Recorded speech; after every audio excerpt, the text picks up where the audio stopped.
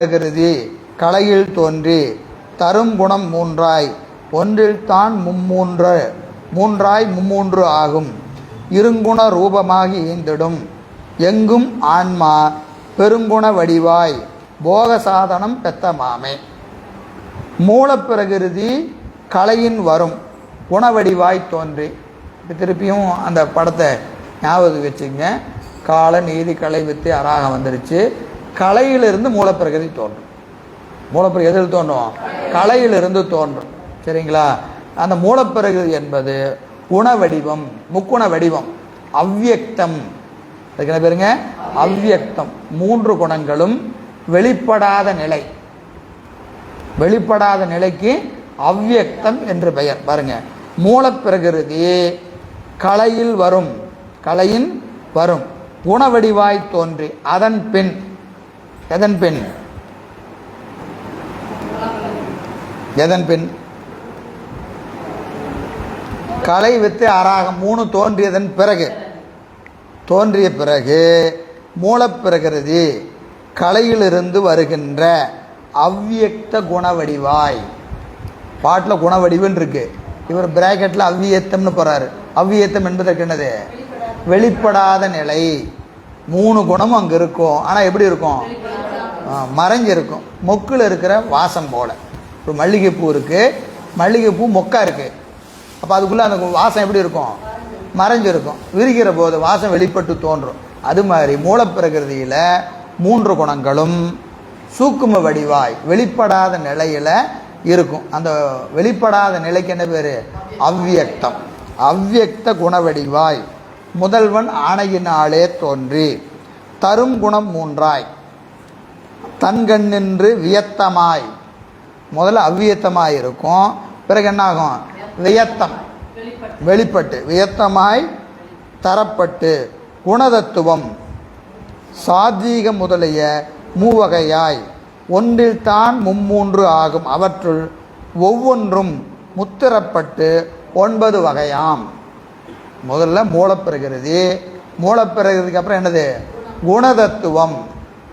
குணதத்துவம். இப்போ இங்கே ஒரு சந்தேகம் உங்களுக்கு வரணும். உண்மை விளக்கத்தில் என்ன படிச்சீங்க?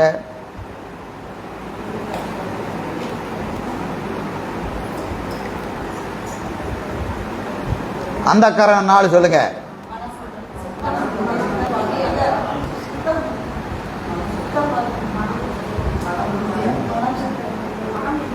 கேள்வி கேட்கலன்னா பாட்டுக்கு போயிட்டே இருக்கும். கேள்வி கேட்டால் வந்து நின்றுக்கும். அந்த காரணம் 4 மனம் புத்தி அகங்காரம் சித்தம். மனம் புத்தி அகங்காரம் சித்தம். குணம் படிச்சிங்களா?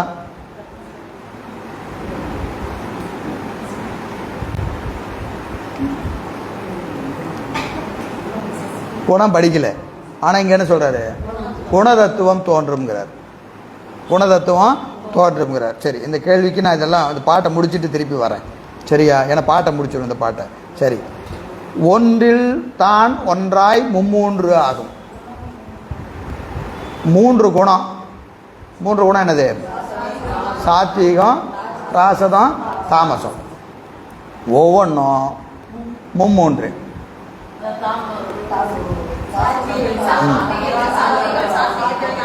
சாத்வீகம் எடுத்துட்டீங்கன்னா சாத்வீகத்தில் சாத்வீகம், சாத்வீகத்தில் ராசதம், சாத்வீகத்தில் தாமசம். ராசதம் எடுத்துக்கிட்டிங்கன்னா ராசதத்தில் சாத்வீகம், ராசதத்தில் ராசதம், ராசதத்தில் தாமசம். அடுத்தது தாமசம் எடுத்துட்டிங்கன்னா தாமசத்தில் சாத்வீகம், தாமசத்தில் ராசதம், தாமசத்தில் தாமசம். சரியா? அப்போ மொத்தம் எத்தனை ஆயிடுச்சு? 9. 3 இப்போ என்னவா நிற்குது? 9 நிற்குது. இந்த 9 × 3 27 சொல்லலாம். 27 50 சொல்லலாம். 50 சொல்லலாம். 50 சொல்ற இடம் ஒன்று இருக்கு.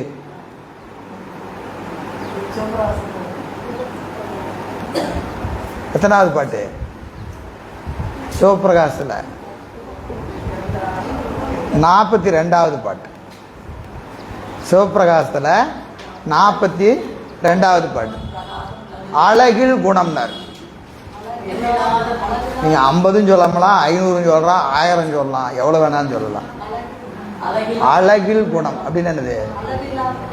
ஏகப்பட்ட பார்ட்டிஷன்ஸ் இருக்கு அதில். அழகில் குணம், பிரகாசம், லகுதை, வியாவிருதி, அடர்ச்சி, மிகு கௌரவம். அப்போது இந்த 3க்கு 2 இலக்கணம் சொல்கிறார். சாத்வீகத்துக்கு 2, ராசத்துக்கு 2, தாமசத்துக்கு 2. அழகில் குணம், பிரகாசம், லகுதை, வியாவிருதி, அடர்ச்சி, மிகு கௌரவம், அநியமம். 6 சொல்கிறார். 6 குணம், 6 தன்மை. பிரகாசம், பிரகாசம் என்னது? நல்லா தெளிஞ்ச நிலை, சொன்ன உடனே பிடிச்சிக்கிறது. அது எதனுடைய கூறு? சாத்வீகத்தின் கூறு பிரகாசம். லகுதை, லகுதைன்னு என்னது? எந்த செயலையும் லேசாக செய்கிறது. நல்லா புத்தி இருக்கிறவன்ட்ட பெரிய வேலையை கொடுத்தா கூட அவன் அப்படியே போகிறப்போ, ஏன்னா அந்த வேலையை எப்படி செய்யணும்னு அவனுக்கு தெரியும். புத்தி ஷார்ப்பாக இருக்குது. அவன் என்ன செய்வான்? பெரிய வேலையை எளிமையாக செஞ்சுட்டு போயிடுவான்.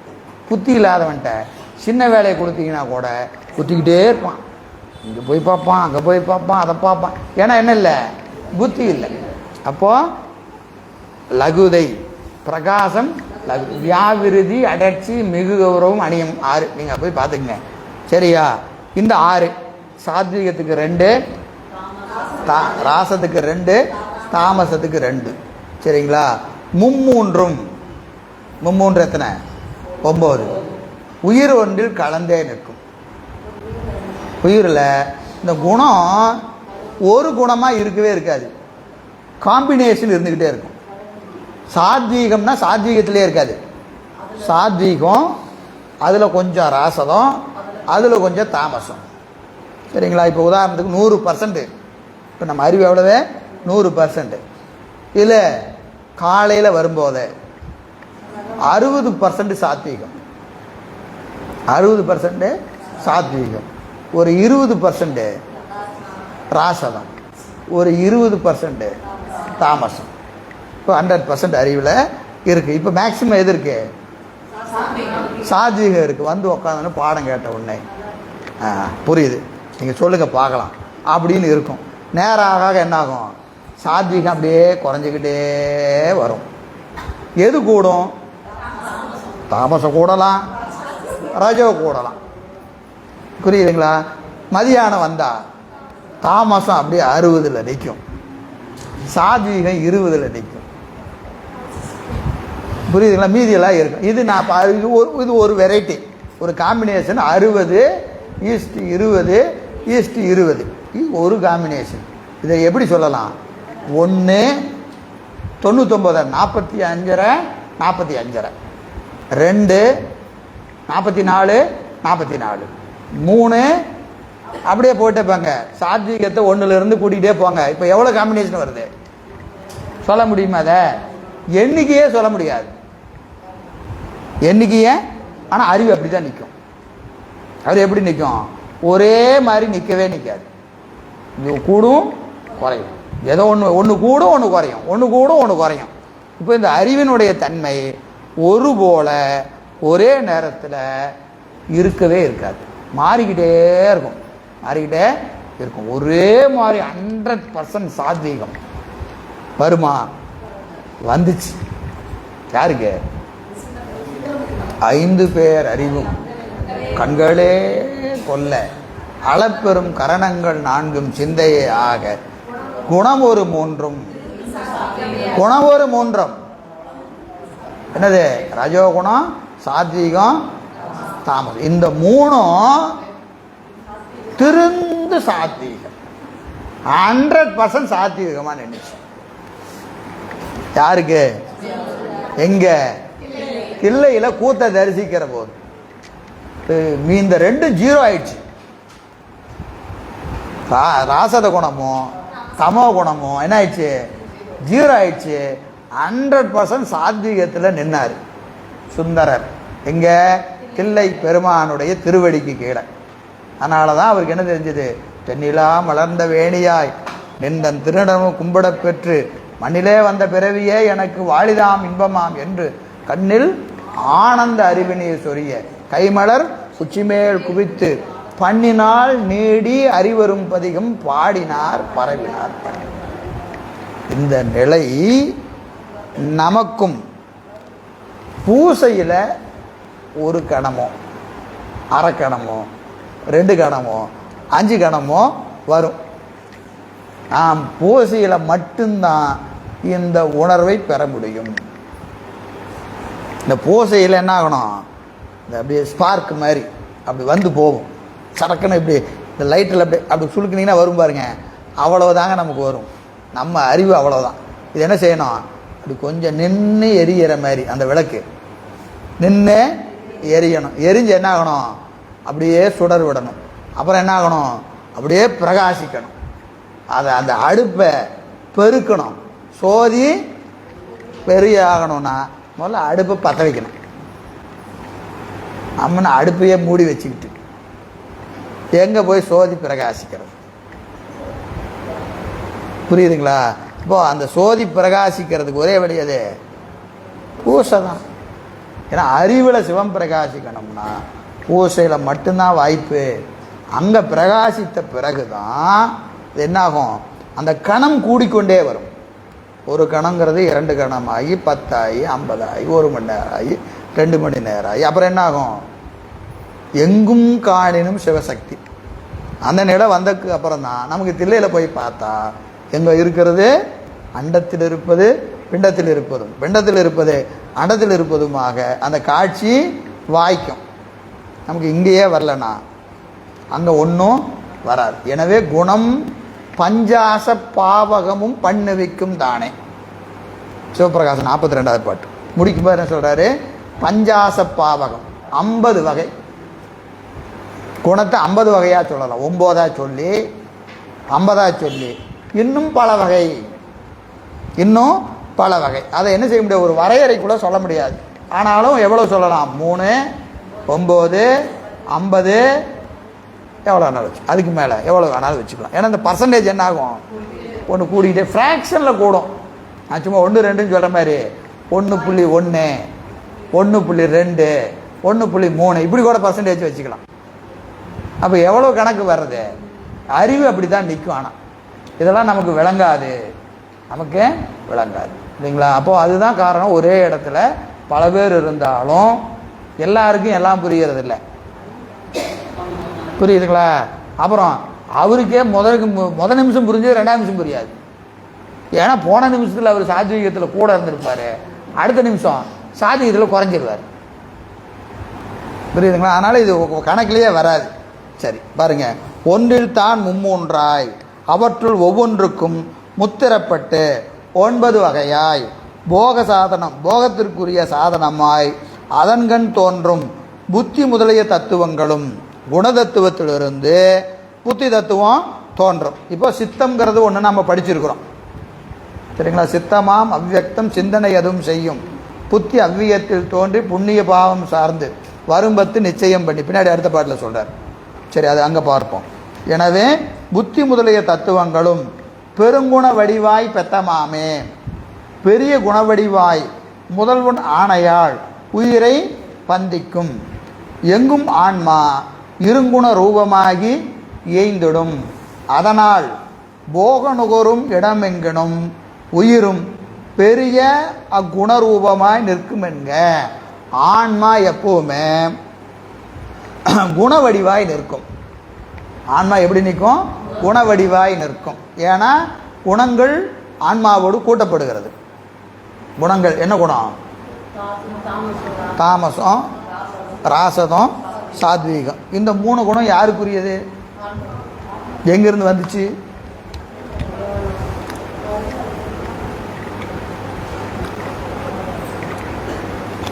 சரி, ஆன்மாவின் குணம் என்ன?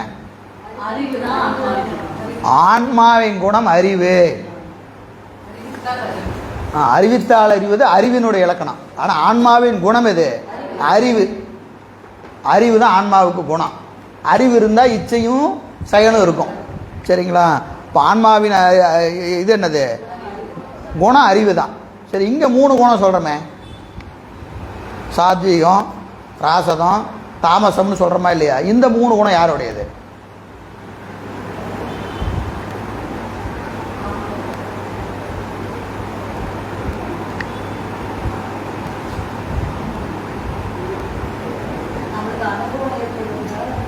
மூலப்பிரகிருதியினாலே கூட்டப்பட்டது. மூலப்பிரகிருதி தான் 3 குணம் வயப்பட்டதுன்னு இருக்கும். மூலப்பிரகிருதியோடு ஆன்மா கூடுகிற போது ஆன்மாவுக்கு என்ன வந்துடும்? முக்குணம் வந்துடும்.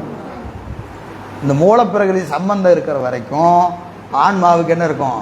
முக்குண சம்பந்தம் இருக்கும். மூலப்பிரகிருதியை விட்டு நீங்கிட்டா இந்த சம்பந்தம் இருக்காது. எந்த சம்பந்தம்? இந்த 3 சம்பந்தமும் இருக்காது. 3 சம்பந்தமும் இருக்காது. சரிங்களா? இது மூலப்பிரகிருதியினால் வரக்கூடியது. மூலப்பிரகிருதியினால் வரக்கூடியது. சரி. எங்கும் ஆன்மா இருங்குண ரூபம். அதனால் போகம் ஊறும் இடமெங்கும் உயிரும் பெரிய அக்குண ரூபமாய் நிற்கும் என்க. இப்போ ஆன்மா குணவடிவாய் இருக்கும், குணவடிவாய் இருக்கும் என்று சொல்லுவாங்க. சரி, பொழிப்புரை பாருங்க. அதன் பின் மூலப்பிரகிருதி கலையிலிருந்து அவ்வியக்த குணவடிவாய் தோன்றி